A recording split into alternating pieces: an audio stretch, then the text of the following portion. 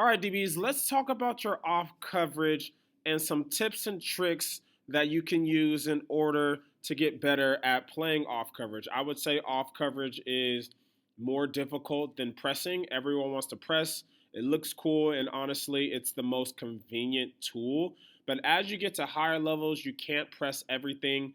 Offensive coordinators are going to be able to scheme you into some off coverage situations, so you might as well not avoid it and start sharpening your off coverage skills. So when we talk about off coverage, it's pretty much the same as if you're pressing as far as pre-snap reads, okay? So where is the receiver on the field? Right now, he is a yard on top of the numbers, okay? So right off the back, this tells you that there's quite a bit of space towards the sideline, okay? So even though we're going to be inside leverage on this, you still want to be aware that there is a lot of space out here. So you're going to start thinking about deep out. You're going to start thinking about outside releases, deep outs, comebacks, those types of things. And when he takes this stem right here, you also have to be aware that, okay, he just made more space for himself on the outside. If he was wider, let's say he was on the bottom of the numbers, we would still be inside leverage and we would start thinking, okay, there's not much space to the sideline, but there's a lot of space to the inside, in which case we would start thinking inside routes. So slants, digs, curls, things like that. So those are some things you need to start picking. You want to start picking up on based on the receiver splits. Next thing, how do we align? All right, so you always want to have that outside foot up, or you want to have that foot closest to the ball back, whichever way you want to think about it. I was always taught to be 1 yard inside and about 7 yards off. The reason why you don't want to be at like 5, which is what I see a lot of high school coaches teaching, is because once you guard better receivers, they can take one step and already break your cushion, all right? So if you're at 5 yards and I take one step, and let's say you're read stepping. If you're taught to read step and I take one step, I pretty much cut your cushion in half off of my one step. 7 yards is just a good yardage for you to be able to get your read steps in, be able to get in a smooth pedal without him closing space too quickly. 8 yards if, let's say, it's about a third and long and you want to just break downhill on something, so you want to slowly inch back, scooch back, and then break downhill, or if you feel he's faster than you. So let's take a look at the rep itself. One thing you have to be aware of is a stem, okay? So a receiver stems right off the back. What we want to do is we want to leverage step, or we just want to shuffle, step, and replace, okay? So if he were to take a step forward, we would already be in our back pedal theoretically. So we would have to leverage step it if he were to stem like this. So we would be in a back pedal and we would push off our outside foot, remaining in our back pedal stance, essentially with our staggered stance, and we would push inside to maintain our leverage. Because he's stemming right off the back, it's just a matter of what your stance is off the gate. So if you're square like this, you're going to be in a shuffle. If you were in a stagger stance, we would call it a leverage step. But nonetheless, we're just going to step to maintain our inside leverage. So if you look, as much as the receiver stems, we want to keep stepping, all right? So take a look at this picture. It looks exactly like the beginning looked like. In the beginning, we were about 7 yards off, 1 yard inside. We leverage step, step, replace. And if you look, we are still 1 yard inside, and we're about, I would say, 6 yards from the receiver. So this is a great job of matching the initial stem by the receiver.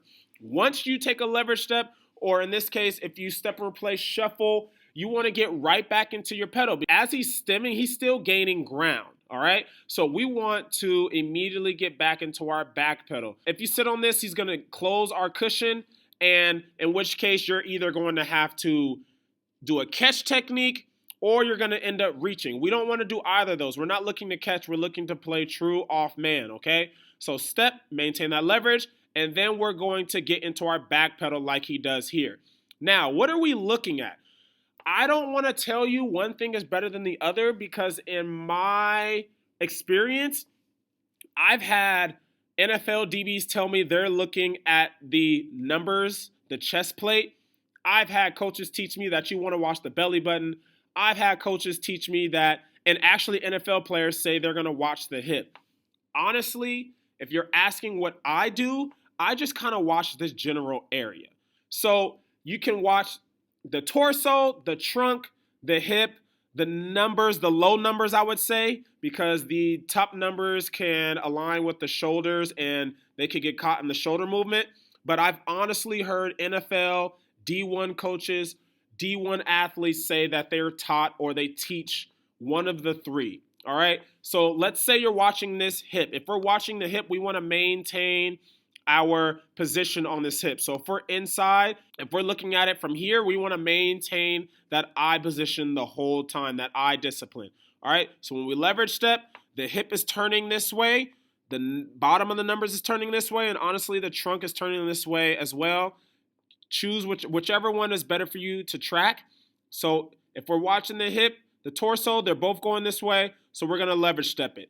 If you look, the bottom of the numbers, the torso, the hip straightens up, so we straighten up. At this point, again, we're getting into our back pedal, but we do want to start opening up, okay? Because it's really hard for a lot of people to do a true 180 flip when someone's running at us, and a lot of people time it up differently or wrong, and they'll flip too late, and the receiver, if the receiver's even, he's leaving, okay? So you do want to start to open up a little bit as he breaks your cushion. So I would say within 3 to 2 yards, you want to start opening. DB slowly starts to open, but he's staying square, okay? So although I said you want to start to open, he's still staying square. So there's a big difference. Now, whether you want to stay at like a angled 45 and stay square, or you want to completely just open and turn in that 180, your eyes will still be the same, all right? I don't want to go into that, but there's several ways it's taught. There's several ways you can do it. You can do it like he's doing now, slowly opening up so that if we need to open and run, we can open and run,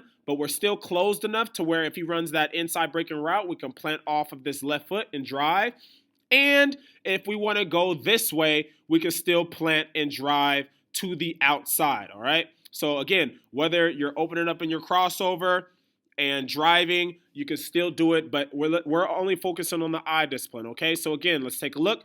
The hip, the numbers, the torso is still going vertical, so we're going to back pedal. As the hip starts to go this way, the bottom numbers start going this way, the torso starts to go this way. You see how we take a step to the inside, but we're not fully committing, okay? Because we're still inside leverage, which is where we want to be. So we don't want to turn and just run. We want to maintain that relationship with whatever we're watching.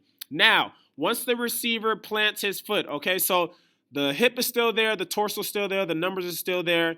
Let's see which one turns first. Honestly, I say the torso, the bottom of the numbers turn first. That hip is still kind of there. So again, whichever one you're looking, I really don't care. This is what I want to focus on, the drive. DBs get themselves in trouble because right here, they'll turn and look at the ball. If you can see the quarterback throw the ball, you're probably going to see the receiver catch the ball as well. This is where you need to tuck that chin and drive. You need to drive to make up space.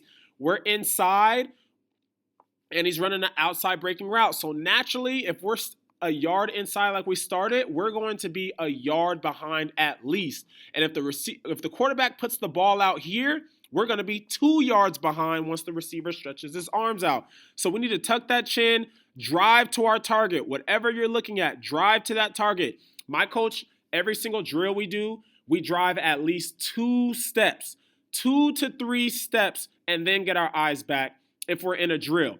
If it's a real game scenario or one-on-one scenario, you need to drive until you get in phase. So you want to get as close to that hip as possible before you look back. So if you look, we're driving.